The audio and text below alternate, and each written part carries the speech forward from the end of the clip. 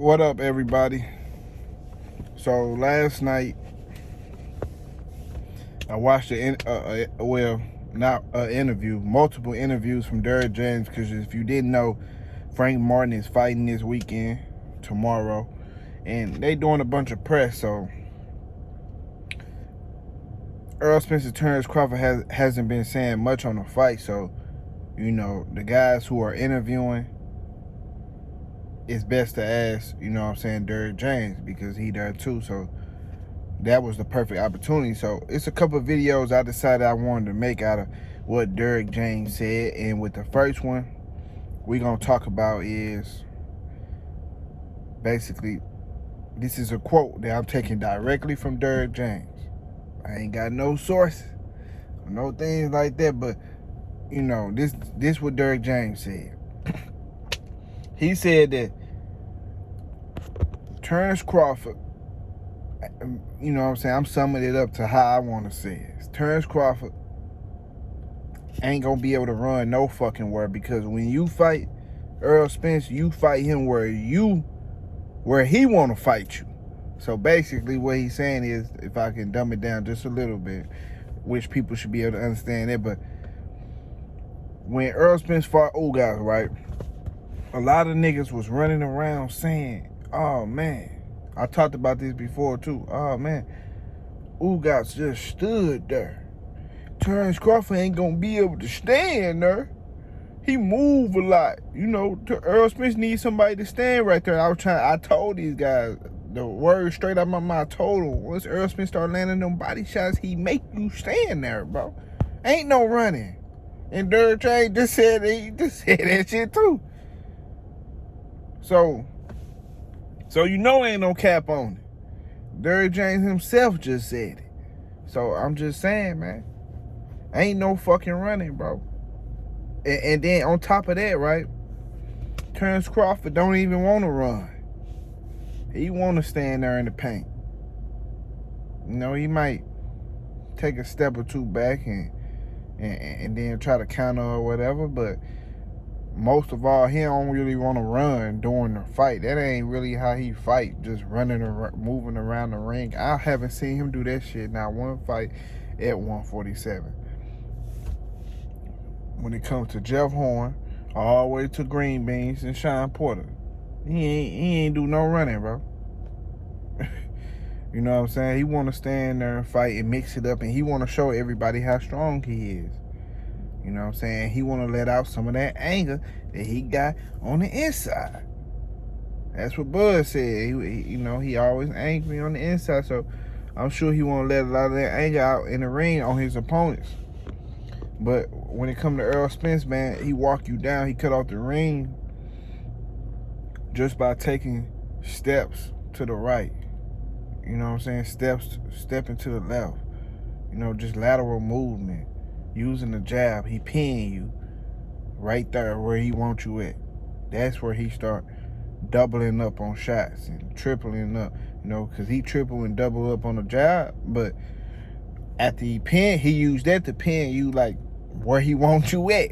It can be over here in the left corner, or it can be over here in the right corner against the fucking ropes.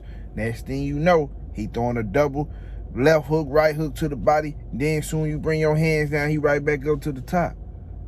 That shit, when Errol Spence throwing body shot, that shit freezes you. It's almost like quicksand. Your feet stuck. So all you got is your hands. You know what I'm saying? You got to bang it out. And so Terence Crawford best bet is just to focus on just fighting in the pocket. You know what I'm saying? As crazy as that shit sound, you know what I'm saying? His eyes ain't gonna last very long doing that, but that's his best chance, because if he ain't gonna be able to run. He ain't gonna be able to run nowhere. You know what I'm saying? Like I said, his eyes ain't gonna last that long trying to stand there. But at the same time, that's your best bet to land some shit. Get up off me.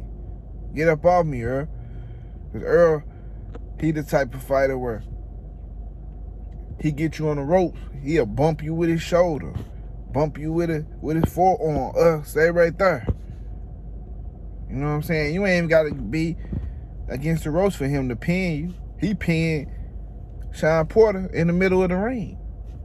If you pay attention, what you think he did with his forearm? He threw the hook. Sean wanted to duck all low. You know, he a short motherfucker. See, he ain't got to do all that with Bud, because Bud, he sized up with him. All he got to do is just launch him. And Bud gonna catch everything. But with Sean, he try to duck under. Short ass, you know,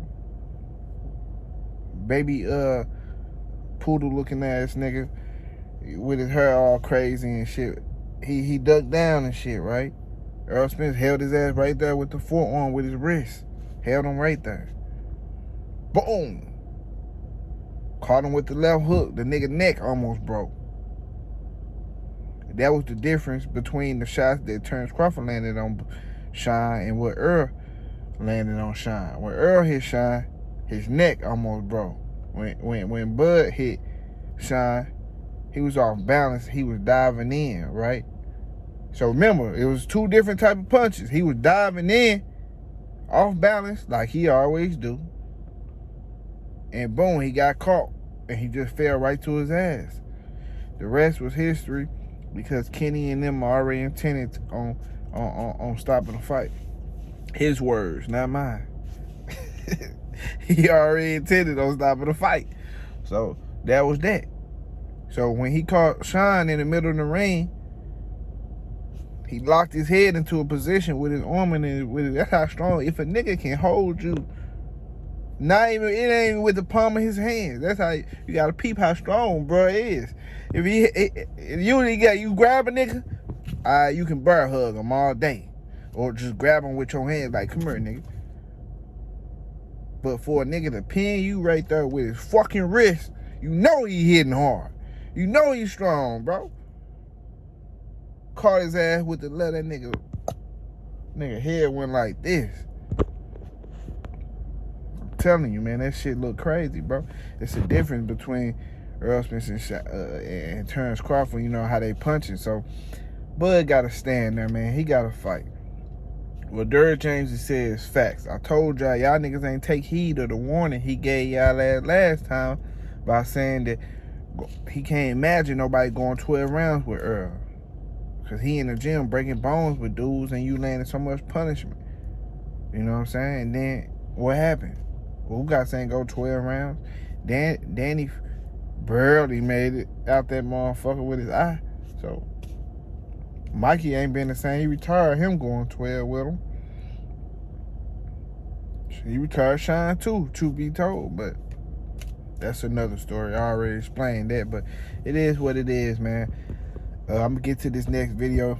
Derrick James, that's what he said yesterday. He got him a nice few videos out, interviews. You know, a lot of this shit go like this. The guys who interview at the top, boom. They talking, you know, they the plug. You know. Or Derrick James and them the plug. They get the shit from them. You know, that shit trickle down here now. We breaking down the bricks and shit. Passing that shit up. That's what we doing over here. So, you know, the underground, my channel, and a lot of people like my channel consider it as like the underground of this shit. You know what I'm saying? So that's where the best content at, when you ain't like the boxing writers and all them type of guys, they out of style. So it is what it is, man. Y'all hit that like button and subscribe to the channel. You ain't subscribed already. And I'm gonna get to the next video, y'all. I'm out.